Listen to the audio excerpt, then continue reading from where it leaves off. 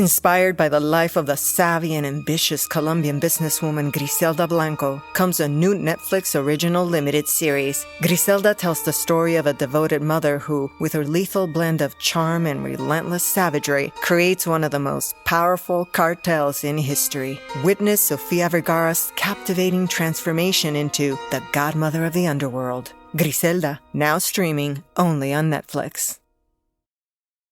Last week on Fill in the Blanks, 2/3 of American teens use TikTok, two in three, and they use it on average for 80 minutes a day. That is an unprecedented shift in where we get our information from. And these platforms make the world seem more terrifying, more brittle, more hostile. They make the rest of society seem sort of like it's full of enemies. And that will have an effect on our politics. It'll have an effect on our democracy. Over time, it might make it impossible to sustain democracy because democracy relies on the basic knowledge that we are all in it together. And it's really hard to believe that we're all in it together when social media presents us with fear and hatred constantly. these kids that are being bombarded with this, they're in their formative years. Their brains are in their formative years. And our studies are telling us that this actually changes the anatomy of their brains.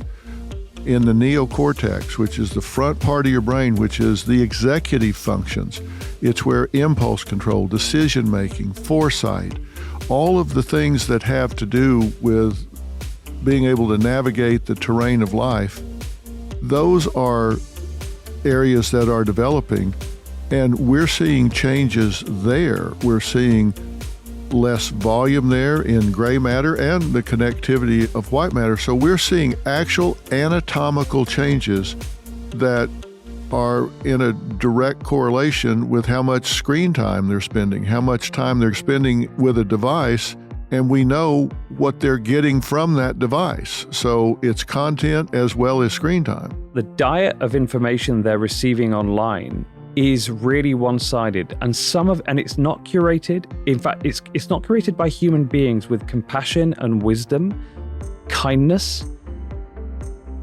a desire to make them full and decent human beings. It's being curated by algorithms, which are ruthless in their single-minded pursuit of only one thing, keeping them on the platform for as long as possible. Addiction. It's seeking to addict them as long as possible to maximize the revenue they can get out of them. And that is having a really severe effect on our kids. There's been a radical increase in the number of kids with mental ill health, with eating disorders, with self-harming. And we know, because you and I have talked to people who've lost their children as a result of these algorithms. And I fear that there will be more unless we actually get control of the greediness and the indifference, the kind of the laziness of the way that platforms are administered today. It's important to put yourself in that person's shoes, that person's frame of mind, and picture a 13-year-old girl that is searching for something because she's on there, and those that are kind of lonely, maybe they're marginalized, they don't really have a peer group, they don't fit in well, then this becomes their reality and they're alone with that content. It's kind of a precursor to, for example, eating disorders, because we know with a bulimic, for example, one of their goals, and I've had them tell me so many times, they get to a point where all they want is to be alone with their disease. Just leave me alone, let me go back in my room, I don't want to go out, I don't want to do anything. I want to get home as fast as I can and go back where you leave me alone with my disease. So here they are, back in their room, on their phone or their tablet or whatever, and they're just clicking and clicking and clicking, and it's just them and this content. They're so vulnerable, it is chilling. My problem is that when you know something's going wrong, and when you fail to do something about it, when people ask you and show you the impact of it, when parents say, my child is dead because of your algorithm, and then you still continue to deny, deflect, delay, to even worse, throw dollars at it, lobbyists at it, rather than do the right thing, then I think you become morally culpable. I think that some of those executives have seduced themselves into believing that the legal immunity they have under the current laws, Section 230, as you mentioned, the legal immunity they have from any liability for other people's content on their websites, is also a moral impunity for the consequences of what happens with that content. And they don't. Legal does not necessarily mean what is true in morality, and they have proven very vulnerable to people like you and people like me who kind of stand up and say, no, you must do better. You can't say, well, what's the acceptable casualty rate? It's like if you're putting the content out and you know that 30% of the young women that are going to be reading this, the teens, the preteens, are vulnerable to this or whatever, is that an acceptable rate? Then the answer is not just no, but hell no. You can't put that out there when you know that a portion of your population, it's not a matter of if, but when they are going to succumb to that. And it's not a matter of it's just there if you search for it. They're force feeding it to them. Yeah.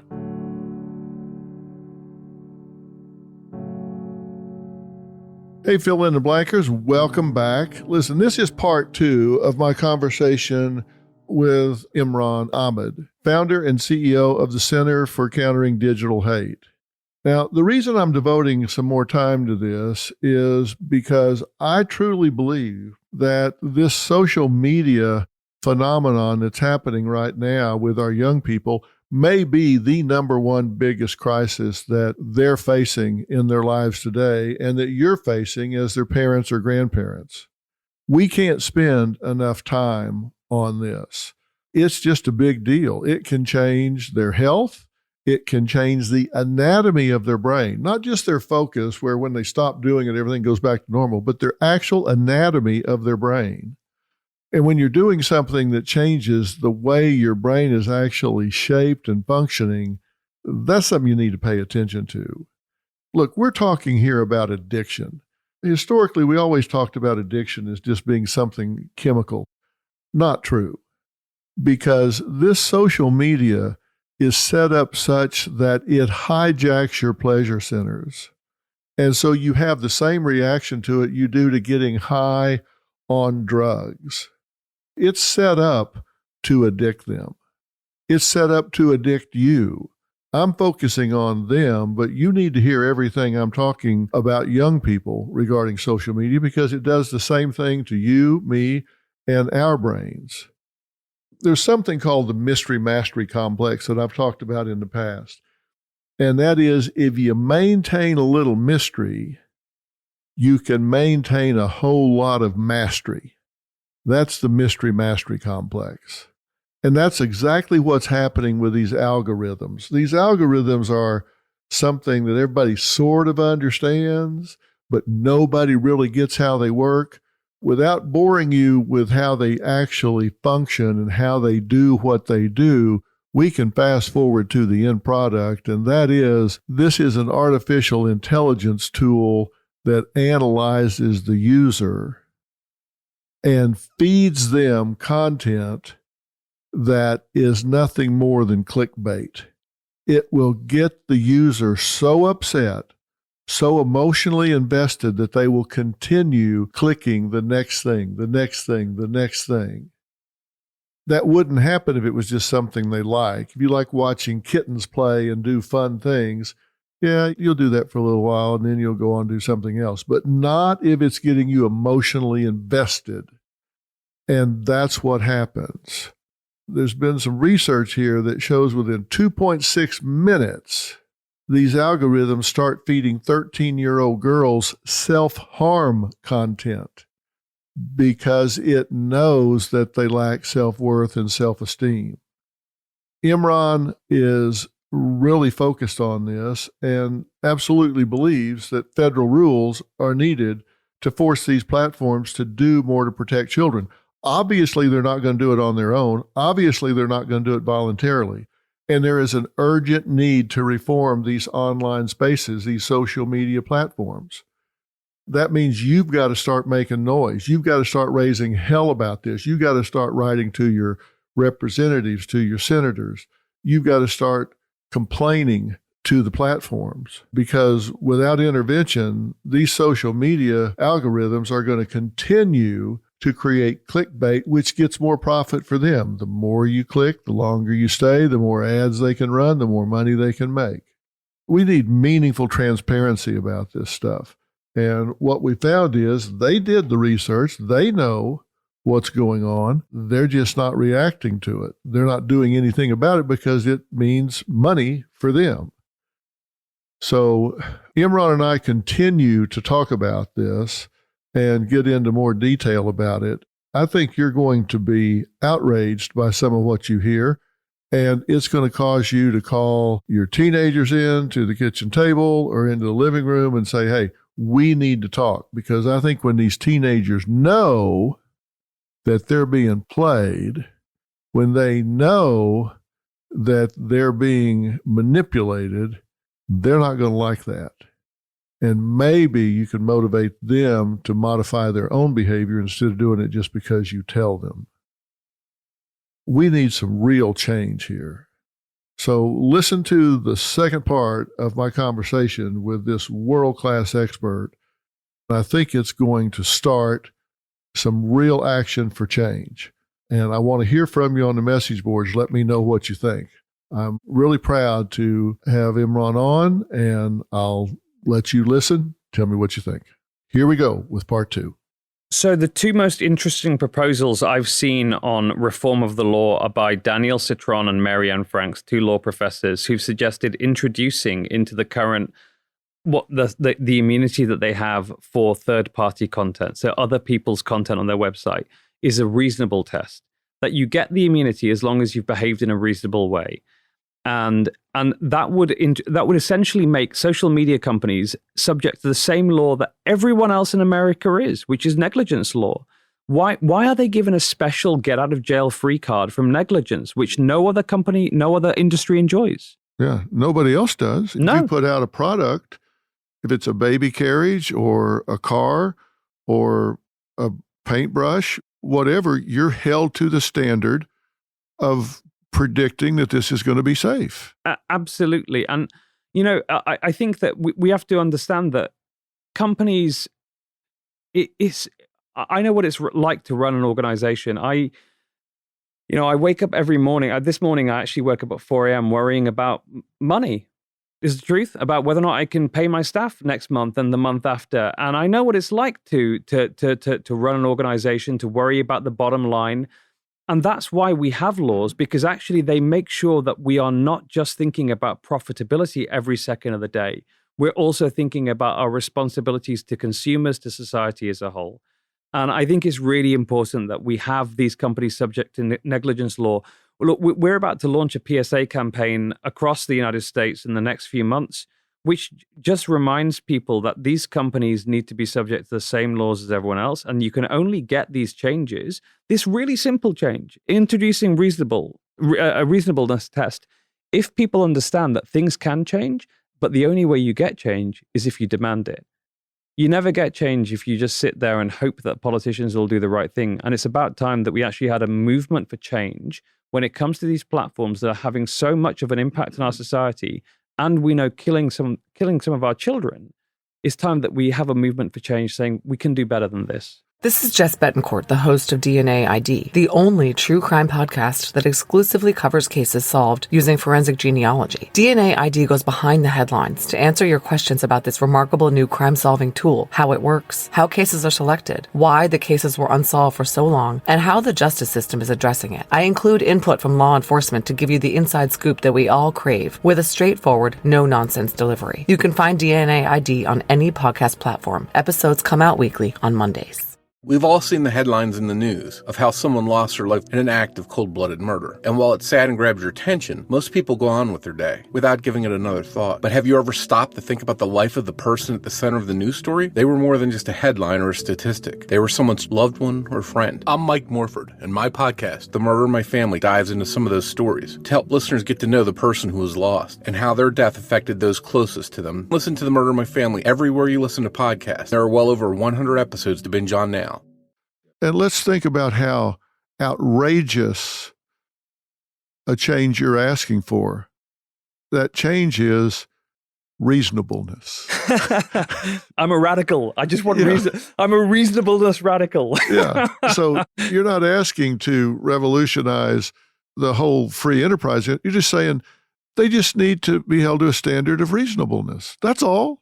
I'll tell you why this really, really matters to me. I mean, you are blessed enough to have raised children and grandchildren, but my wife and I, we're hoping for our first this year, and we at 10 p.m. at night, this is what we talk about. I switch off after work, but sometimes we start talking about what it's going to be like raising kids, and we are scared because actually, how on earth do you raise these things that you invest so much love and time and effort and our sort of the way that our love, my wife's love, Elizabeth's love for me and my love for her, renew itself in, after we're gone.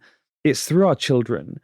And we are scared about how hard it's going to be to raise them because it feels like the world is it's a more difficult world to raise our kids in. One in which social media companies are getting away with with actually treating our kids like a revenue source. And not as any great society should, which is that we put our kids first and their moral, physical, emotional development. And let me tell you how fast it's changed. I'm in the 21st season of Dr. Phil, and we launched in 2002. When we launched, the first text had not been sent. There was not a single social media platform. There was no Instagram. There was no Snapchat. There was no TikTok. There was none of that. And so we've had to adapt and learn. I've testified before Congress twice about cyberbullying. Those words didn't even exist when we started. That's how fast it's changed. Kids used to get bullied at school. It would be in the lunchroom or on the bus dock, waiting for the buses to come. Now it follows them home. You can even change schools, but the bullies follow them. You think they're back there in their room working on their homework, much of which is posted on the site for the school. And in fact, they're in some kind of a chat room or some kind of platform where there are people saying, everybody hates you at school tomorrow. Why don't you just kill yourself? And they do. It happens all too often. Those things have transpired just since we've gotten on the air. Now, TikTok launched. This Ian, that's your co-author about this parenting program that we're going to talk about here, his daughter, Molly, tragically took her life at 14. And he said, just with what they found, 16,300 pieces of content had been saved. 2,100 related to suicide, self-harm, and depression, and had watched 138 videos. And he commented that the investigators couldn't even watch all of the content because it was too upsetting that for weeks they couldn't sleep. And a 14-year-old girl is absorbing all of this. For my team, who are just normal people, they're kind of usually quite young, and so we have to have psychodynamic therapy available for all staff, because every now and then someone will come to you and say, is it normal to have nightmares every night? And I'll say, okay, it's time for you to go and see the therapist. It's really, really challenging and difficult content. And if parents could see what their kids are seeing, I think that A, they'd be horrified, and B, they would naturally get into a dialogue with them about it. In fact, that is really at the core of our recommendations to parents, that Ian, whose daughter Molly took her own life, and I wrote in our parents' guide which we've got on our website, is free of charge. It's counterhate.com/parents, and parents should go and download it as soon as they can, because what it explains is what are the steps in creating a decent dialogue about this. And it ain't brain science. You and I know this. It is, first of all, familiarize yourself with the platforms, and you can do that by reading the report. Then start a discussion with your kids. Say to them, look, we'd like to negotiate some boundaries here. I want to understand more about what you're seeing. You teach me about what you're seeing, and I'll help you to provide context. I'll teach you a bit about what I think that this content means, why you're seeing so much of a particular type, whether or not it's normal or not, and how you can, how I felt when I was your age, and how I can help you to contextualize some of the content that you're reading, because that's the only way that we're going to bridge that knowledge gap that there is right now between the generations in the kind of content that we're all seeing. We're not all sat around the TV anymore like we were when I was growing up in Manchester, England, 30, 40 years ago. It is a really different world in which we're isolated looking at different screens, and you have no idea what your kids are looking at. Right. And what we were watching was passive. We weren't interactive with it. We weren't engaged in getting feedback immediately. In my prior work, before Dr. Phil, when I had like a real job, one of the things I did was work on airline crashes, many of them. One of the things I had to do was assess pilot performance in the cockpit. So I listened to the cockpit voice recorders, which are the last 30 minutes of the flight, right down to impact. I have 2 boys, and they would be really interested because it would be all over the news and everything. And then I would fly to the site and come home with a copy of this cockpit voice recorder and hearing the pilots the last 30 minutes down to impact. And they were always saying, "Oh, that's so cool. Can we hear it?" Not one time in all those years did I let one of my boys hear 1 second of those recordings, because there's just some things you're just not supposed to hear. You can't unhear it once you hear it. Yeah. We're just not geared for that. And I look at Molly hearing 138 videos of suicide and self-harm. There's some stuff we're not supposed to hear, let alone be overwhelmed with it. The coroner's conclusions were that to Molly, who had depressive tendencies, that what the videos had done, and it was the sheer volume of the videos, that she'd gotten them repeatedly again and again and again, it had normalized the idea in her head that the normal way out of feeling that way was to kill yourself. So she took her own life because she thought that was the normal way out of those feelings. Yeah. And if you've built a system that does that to kids, if it was a product on the markets, you immediately run into the factory floor and say, "Stop! We've got to work out what's going wrong." These platforms double down. You said it earlier. You would do a recall, right? If you had a car that ended with that outcome, you would do a recall, and they're doing the opposite.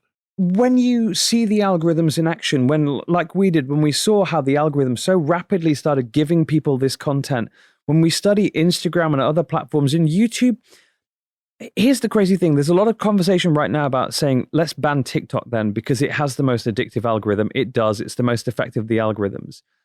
The other platforms are really happy about that. So they're all secretly saying, yeah, ban TikTok. Do you want to know why? Because Instagram is trying to copy it right now with Instagram Reels. So TikTok, which is a Chinese company, has cracked the formula for the crack cocaine of algorithms. It is the most addictive, the most dangerous algorithm ever. The problem is that Meta, which owns Instagram, and Google, which owns YouTube, are doing exactly the same thing with Instagram Reels and YouTube Shorts now. So they are playing a really, really sly game. They are saying, yeah, ban TikTok. Meanwhile, they're trying to develop the same technology themselves. It's kind of time that we just deal with the industry as a whole, because the truth is that all of them are kind of as bad as each other these days. Yeah, I see it when we're preparing for this kind of conversation and show. You see it, and they're really starting to get pretty close, similar. Oh yeah, absolutely. I think TikTok is slightly it has the advantage. It's a really clean, it's going to sound dumb, but it's about how easy the user experience is to create content and to distribute it. And actually, these are often the things that are marginal between a great product and a good product.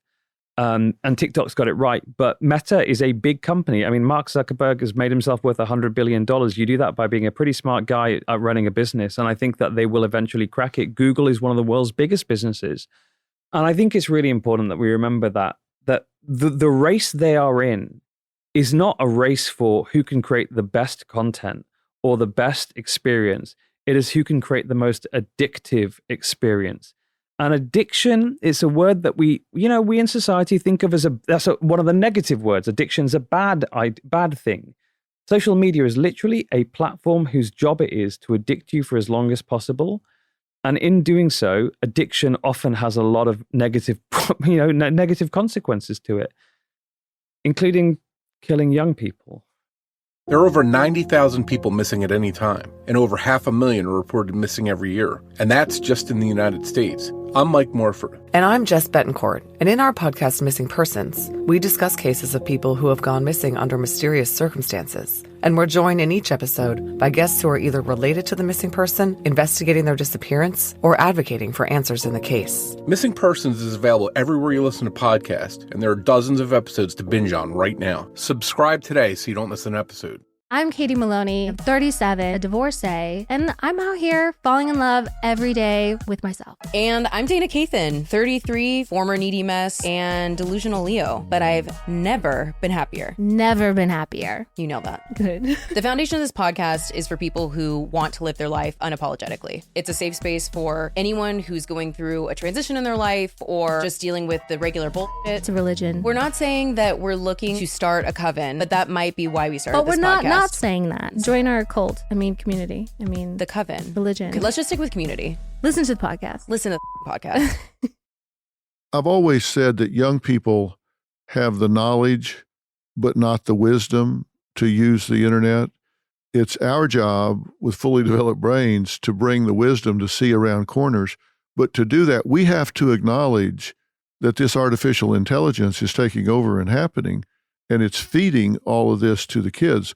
We may not have the knowledge of how they navigate around all this quickly, but we do need to have these conversations. This program that you and Ian have put together, parents don't know where to start. They don't know how to start. And I love the fact that one of your steps in there is the approach of you teach me, show me how this is working, show me what it's doing.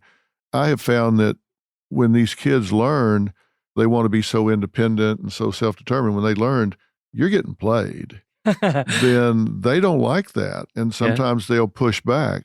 But this getting them to teach the parent is a brilliant approach. It's just a brilliant turn of phrase in getting them to be open to teach their parents about this, and it opens the dialogue.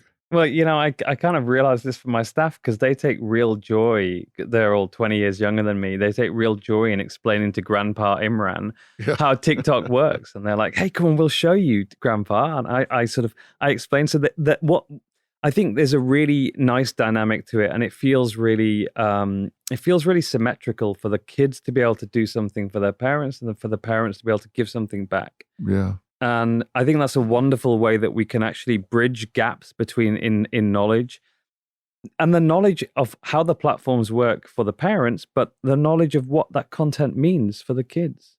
What is normal?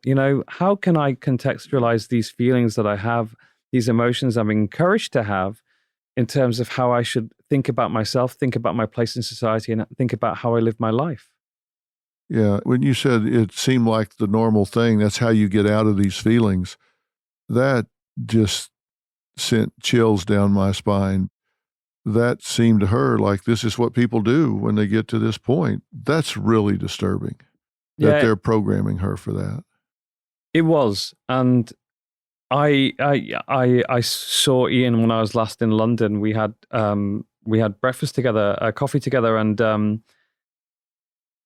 I'm like, Ian is really British and kind of, stoic, and he's just been through so much, and he's been so dignified and so decent throughout it all. And I'm not as stoic, and so I just desperately want to give him a hug and share his pain, because what he has been through is unimaginable. And I know that the reason he does what he does today, tells his story and tells Molly's stories, because he desperately wants this not to happen to any more parents. He desperately wants this to happen. I think for Ian and for Molly, we need to make sure that we say, like, one is too many. The thousands of children who have been affected by this, the tens of thousands, possibly a lot more, because we haven't done enough studies on this. We need to do this for them now. Well, it's so obvious, but yet on April 18th, Mark Zuckerberg testified under oath to Congress that Meta does not design its products to be addictive. Under oath, that's what he said. He said, I view our responsibility as not just building services that people like, but as building services that are good for people and good for society as well. We study a lot of effects of well-being of our tools and broader technology, and like any tool, there are good and bad uses. If you're using social media to build relationships, then that's associated with all the long-term measures of well-being. And he said to just passively consume content and not engaging with other people, then it doesn't have the positive effects, and it could be negative. November 20th, under oath, that Meta doesn't design its products to be addictive. March 21st, under oath, that Instagram is not addictive. Davis, Meta's head of safety, just last September, testified under oath to Congress that Instagram is not addictive. She testified that she disagreed with calling the product addictive. Adam Mosseri, president of Instagram, 12/8/21, written testimony under oath to Congress. I want to assure you that we do have the same goal. We want all teens to be safe online. They're just saying, no way, this is addictive. It's so funny because, that's what they've said publicly and under oath, which I have given evidence to Congress before under oath, and I found it both a great privilege, and I found taking that oath to tell the truth. There's this moment where you think to yourself, that's a big promise, and I'm going to keep to it. And it might be challenging, but I am going to keep to it. And they had that moment, and they said what they said. What we know, however, to be true is that because what's happened in particular with Instagram and Meta. So Meta is the parent company of Facebook and Instagram. Last year, a whole bundle of internal documents from that platform was leaked by a lady called Frances Haugen, a whistleblower, who came forward to the Securities and Exchange Commission, to the SEC, with internal documents saying, I can prove that they have been lying in their public statements. And there was a load of studies, including studies of Instagram, in which they admitted, which they'd studied what young girls thought about their platform. They realized that 1 in 6 young girls was saying that their platform makes them feel worse about themselves. They said that that there was a strong correlation, there was a strong linkage between use of the platform and negative body image. The fact that that's what they're saying behind closed doors is so different, is completely the opposite of what they're saying to Congress, I think reinforces as well why I've been advocating for a long time, not just for safety by design, so, to introduce risk assessments and everything else, but for mandatory transparency from these companies. When you control the minds of people, as these platforms do, you have a special responsibility to be a little bit more transparent by default than, right now they have zero requirements on them to have to actually explain how their platforms work, what they know themselves in the risk assessments they've done.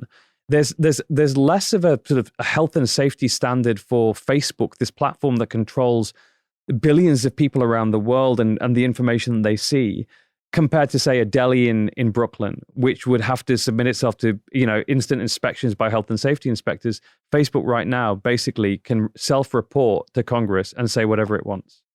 Yeah, there's got to be transparency. And I'm like you, I've testified under oath a number of times, and that's a moment where you stop and think, I'm adding I don't know to my vocabulary a lot, because if they ask something and I don't have the empirical data right there accurately in front of me, I've learned to say, I don't know this exact answer to that, but I'll add it to my testimony after the fact. I'm not going to get up here and take a wild stab at it. I'll get that information and add it after the fact. They're up there knowing what they know from their study and saying what they say. Look, absolutely. And we our conversations changed a lot because, earlier on in this conversation, you said that you've spoken to people from these companies and we want to believe, because we are people that believe in the goodness of other human beings, that they will eventually see the light and do the right thing. But I think they've been given enough opportunities now that we have to be cynical about whether or not we can get them to do. Certainly the top people, the people who should know better, the people who have the brains, the smarts, the total visibility over their companies. They have access to all the data that they're producing, all the research that they're doing. We have to be cynical about whether or not these are good and decent people, whether or not they're the right people to run these companies. I know for sure, having spoken to Republicans and Democrats, that some of them say, well, we should have an FCC for the internet. We should, the same way that we do for broadcast media. There's some of them say we should have a licensing authority that says that you should have to pass a fit and proper test, a test of whether or not you are of the right kind of character to control something that's so important to our societies. Because I suspect that if you submitted those people that you just mentioned, people like Antigone Davies, Mark Zuckerberg, Adam Mosseri, to a fit and proper test, the answer would be completely unfit and absolutely not the right people to be running platforms of such importance. Yeah, I think you're right. And I think maybe mid-level people aren't as advised about what's going on. I think we have to also look at parents that cave and give their kids these devices, access to these devices at 9, 10, 11 years old.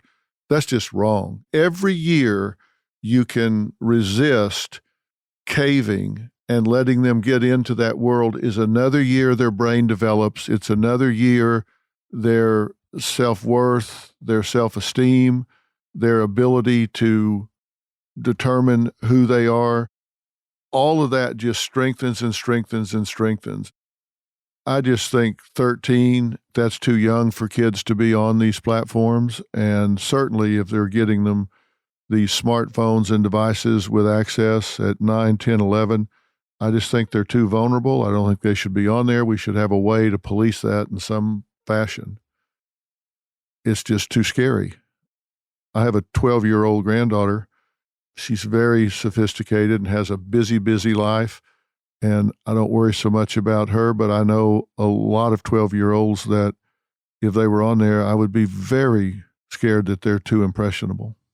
I don't want to lecture, and I don't have the knowledge or the experience of being a psychiatrist or a parent yet of teenage children, but I think asking a smartphone, an ironically named smartphone, or one of these platforms to babysit your kids is I once said this before actually and got into a lot of trouble for it, but I'll say it again. It's sort of as irresponsible as asking Prince Andrew to babysit your kids. I wouldn't do it. Yeah, I can understand how in England that might be an issue. But that's what I want people to hear, though. If they understand how this is being curated and how they're deciding on getting clicks and getting those 18 minutes on screen, my God, you wouldn't leave your kids with them.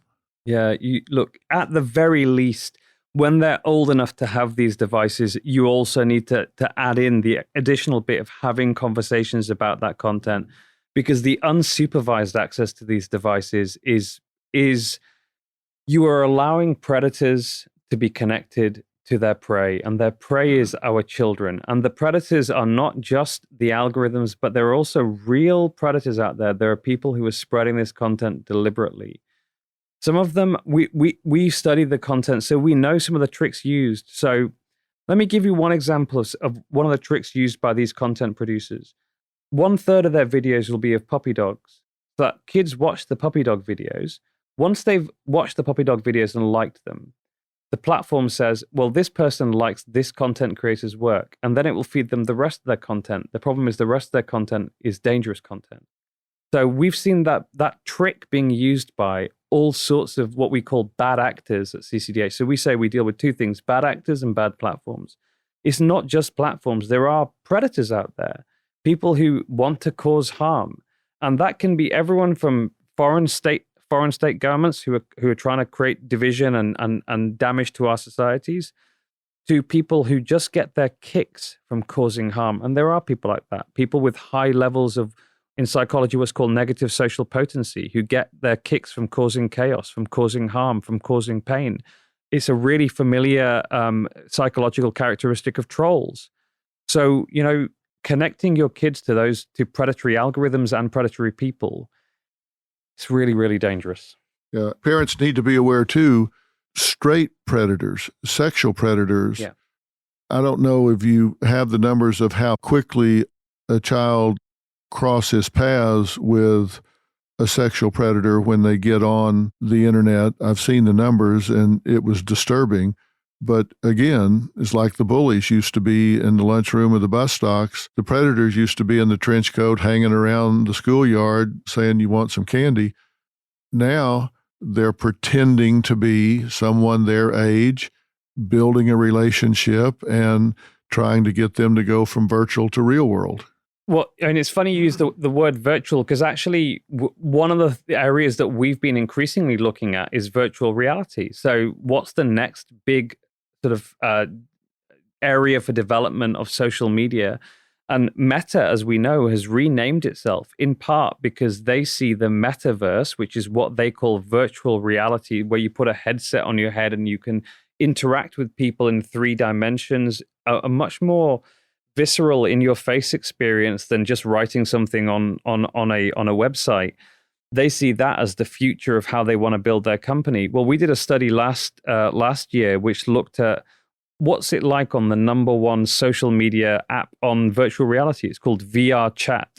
It's on Meta's Oculus platform, and we found adults grooming children on that platform. We developed a system so we could record what our researchers were seeing in the headset at the time. And what we found was we got all this video recorded. It came out last year. We're just preparing a new analysis. We've just finished the world's first major analysis of Horizon Worlds, which is Meta's own app on those platforms, looking at whether or not children are being groomed on there. I'm telling you, parents, if you bought your kid an Oculus headset for Christmas or for Hanukkah, over the holidays, I'd be thinking twice about it, because the stuff we found was really disturbing. And again, we're seeing this failure, that there is just a failure to think about how to build in safety, in particular for young people. And what did you find in there? How are they grooming them? Really simple things. I mean, we just found guys going around wanting and asking, like, how old are you? Girl says she's 13. Starting with sexual conversations, starting to talk about their appearance, their body, very, very rapidly. We found one guy preaching neo-Nazi white supremacist ideology and saying, if you use the N-word, this girl here will kiss you, to a young child. We know it's a child because we can hear their voice. It's prepubescent. It hasn't broken yet. And the kid then says the N-word. And you know what? That's one of the most disturbing things I've ever seen. This is not just me saying it. We recorded it. This has been, this study was done last year, and the New York Times put it on their front page, I think the 27th or 28th of December, 2021. So we've done this new study now on Horizon Worlds. We hope to get it out as soon as possible, because that's what we do. We do the research, we get it out as quickly as possible, because we know we want to reduce as much harm as possible and force these companies to act. Now, at the time, Meta did respond to our research, and they said we're instituting a new rules for our platform. One of the things that we found was that if you try and report bad behavior, the reporting system was broken. So you actually then, they have a system saying, if there's abuse, click here and you can do something about it. We clicked. What we realized was they disconnected the alarm from the alarm bell. So there was no bell going off. We just kept pulling it and nothing was happening. And I mean, so they have, I think, instituted some changes, but still, why is an organization with 20 staff and a $2.5 million budget having to tell a company that's worth hundreds of billions of dollars, your system is broken? It's bonkers, right? Yeah, that's crazy. That's because they are functionally blind. They don't want to see that right now. They're working on getting it up and running, and they don't want to see that. But I'm going to link to that article that you just talked about in December of 21 on the website and put it up so people can see it. And we're going to link to this program also. Is there a title to that, a full title to that? It's just a parent's guide. It's at counterhate.com/parents. Okay, we've mentioned that. We're going to put that up on the website. Look, you're obviously on the leading edge of this, and you've got to keep me in the loop on this and come back and talk about this as it breaks so we can get it out, because it will get to millions of parents. Imran, you have this ability of describing this stuff in ways that A, are understandable, and B, don't gloss over people's eyes. Sometimes people talk about this in such technological ways. People are like, oh my God, you lost me when you started talking about A, B, or C. But you describe it from a user's point of view. Parents can understand it. And I bet you we have a ton of questions and comments about this. And this is a great place to keep this alive and hot. So just know this platform is open to you guys anytime you have stuff that you need to get out there here and on the show as well. And if there's anything we can do to help with these PSAs that you're getting ready to do, let me know. Thanks so much, Dr. Phil. We can shoot those things with you, for you. Anything we can do to help, just let us know, because I want this information out there. Thank you. And look, thanks to the parents out there, the moms and dads, like people like my mother-in-law, Susan from Oklahoma, who I know is listening right now. And that's who we do this for. We know that we've got to communicate to moms and dads across America because they're the people that really matter. Yeah. Well, it's a pleasure for me to talk to somebody that knows what they're doing. And I appreciate you taking time. I know you stayed over to do this. Like I said, you can save one, and we're going to save a whole lot more than that with this conversation. I hope so. Thank you so much, Dr. Phil. I appreciate it. I hope we covered everything that we wanted to. We are so grateful to you for using the platform that you have to elevate the voices of those of us who are the next generation of those fighting to have a better, more decent, more harmonious America with people can just live their lives and be the most that they can be. And you've been doing that for a long time, and we're so grateful to you for giving us your platform today. Well, I'm here the next time too. We'll do this again soon. Thanks. Thanks so much. Appreciate it.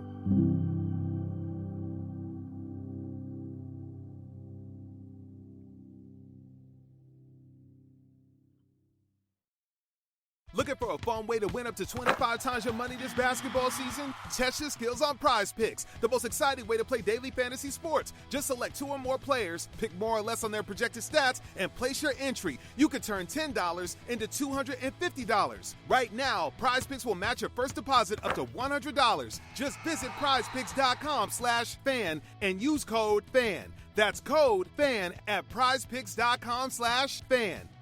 Must be present in certain states. Visit prizepicks.com for restrictions and details.